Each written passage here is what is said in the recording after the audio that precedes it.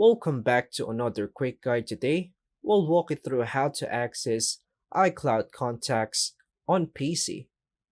Here's a step guide to access iCloud contacts on a Windows PC. First, turn on your Windows PC and make sure to connect it to the internet. Open your preferred web browser like Google Chrome, Microsoft Edge, or Firefox. In the address bar, type iCloud.com and press enter.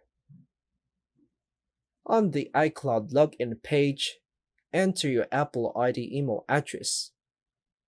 Enter your Apple ID password and click sign in.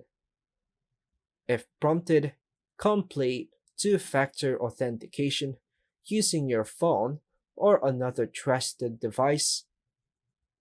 Then click on Trust. Once signed in, you'll see the iCloud dashboard with several app icons. Click on the contacts icon, a gray icon with a person silhouette. Wait for your iCloud contacts to load. It may take a few seconds depending on your internet speed.